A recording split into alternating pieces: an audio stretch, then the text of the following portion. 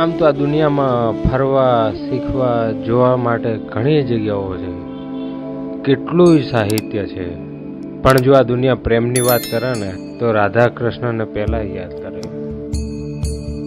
જ્ઞાનની વાત કરે ત્યારે સૌથી પહેલા ગીતાના ઉદ્દેશની વાત કરે.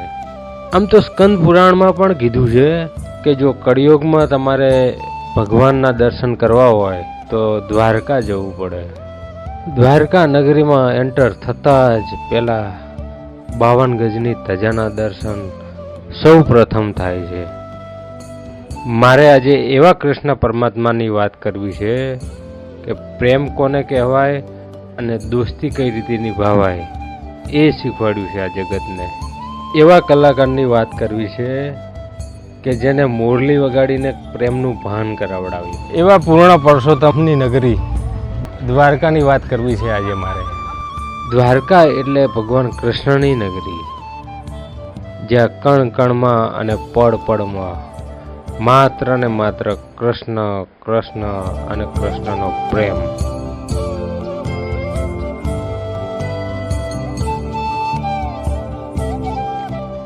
ત્યારબાદ ચારેય દિશામાં દરિયો અને કુદરતી સૌંદર્ય અને વચ્ચોવચ ખુદ કુદરત, જ્યાં 56 દાદરા પર ખુદ કાળિયા ઠાકર બિરાજે છે.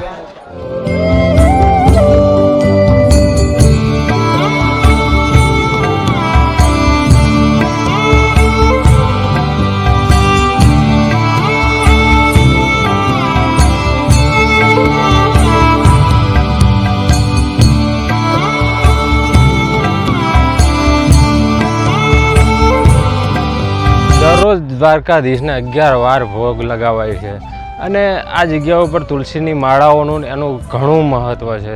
દિવસમાં 4 વાર ભગવાનની આરતી થાય છે. સવારે મંગળા આરતીથી ભગવાનને જગાડવામાં આવે છે, શૃંગાર આરતીથી ભગવાનને સજાવવામાં આવે છે, સાંજે સંધ્યા આરતી થાય છે અને શયન આરતીથી ભગવાનને સુવડાવી દેવામાં આવે છે.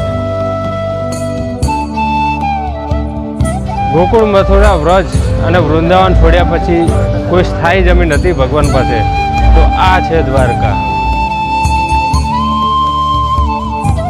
મિત્રો, આ છે ગોમતી નદી. આ ગોમતી નદીનો ઘાટ કહેવાય છે. અહીંયા લોકો નાય છે, એન્જોય કરે છે આ જગ્યા ઉપર.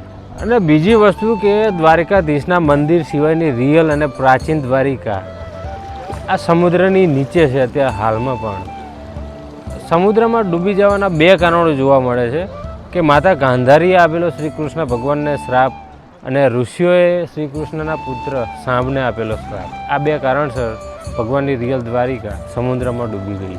અને અત્યારે આપણી ગવર્મેન્ટ પણ એવા પ્રયાસ કરી રહી છે કે આપણે રિયલ પ્રાચીન દ્વારિકાના દર્શન કરી શકીએ.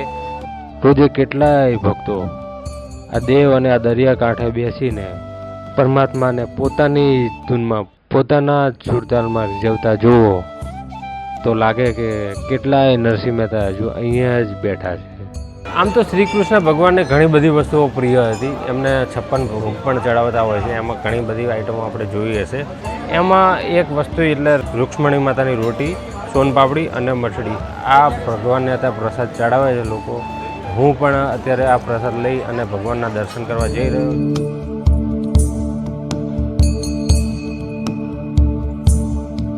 જય દ્વારકાધીશ બધાને. સવારના અત્યારે જો સનરાઈઝ થઈ ગયો છે, સવાર પડી ગઈ છે. અમે રાત્રે અહીંયા દ્વારકામાં જ રોકાયા હતા અને હવે ફરીથી અમે ભગવાનના દર્શન કરી અને આ ગોમતી ઘાટ ઉપર આવ્યો છું.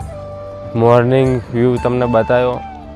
અત્યારે આ જે સુદામા સેતુ છે આ પહેલાં ચાલુ હતો, ત્યાંથી પેલી બાજુ જવાતું હતું પણ અત્યારે બંધ છે. અડધો કલાકમાં હવે ખાલી થઈ જશે અને બપોર પછી ફરીથી ભરી જશે.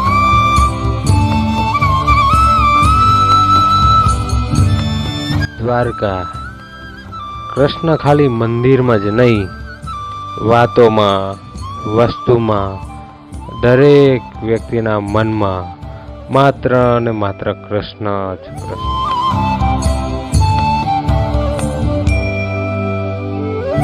તો મિત્રો, તમે દ્વારકા આવો છો, શ્રી કૃષ્ણ ભગવાનના દર્શન કર્યા, જગતના નાથના દર્શન કર્યા. તો અહીંથી 2-2.5 કિલોમીટરના અંતરે આવેલું છે રૂક્ષ્મણી માતાનું મંદિર.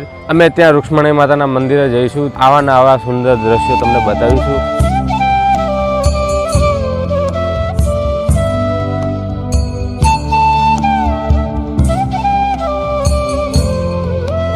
હવે અમે આવી ગયા છે રૂક્ષ્મણી માતાના મંદિરે. તમે જુઓ, દ્વારકાધીશના દર્શન કરવા અહીંયા નથી આવતા તો એ અધૂરું છે.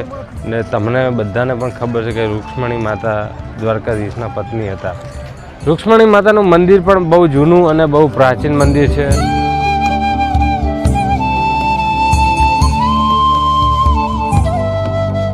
મહર્ષિ દુર્વાસાના શ્રાપના લીધે ઉદ્ભવેલ આ જગ્યા ઉપર જલદાન કરવામાં આવે છે.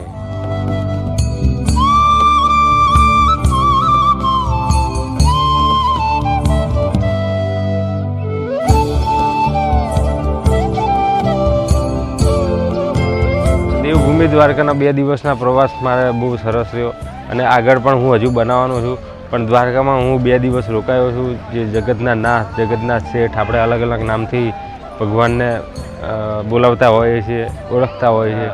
મેં બેસ્ટ ટ્રાય કર્યો છે કે વિડીયો બનાવવા માટેનો. ઘણા બધા રિસ્ટ્રિક્શન વચ્ચે મેં આ વિડીયો બનાવ્યો છે. ઘણા બધા રૂલ્સ એન્ડ રેગ્યુલેશન છે અહીંયા બધા વિડીયો બનાવવાના. એને ફોલોઅપ કરીને આ વિડીયો બનાવ્યો છે. એટલે ઘણા બધા વ્યૂઝ એવા બી હોય કે હું એમ તમને ના બતાવી શકું. દેવભૂમિ દ્વારકાના હું બીજા પણ વિડીયો બનાવવાનો છું અને આ ચેનલમાં મૂકવાનું છું. તમે જોવાનું ભૂલતા નહીં. તો મિત્રો, વિડીયો ગમ્યો હોય તો વિડીયોને લાઇક કરજો, શેર કરજો અને ચેનલને સબસ્ક્રાઈબ જરૂર કરી લેજો. જય દ્વારકાધીશ.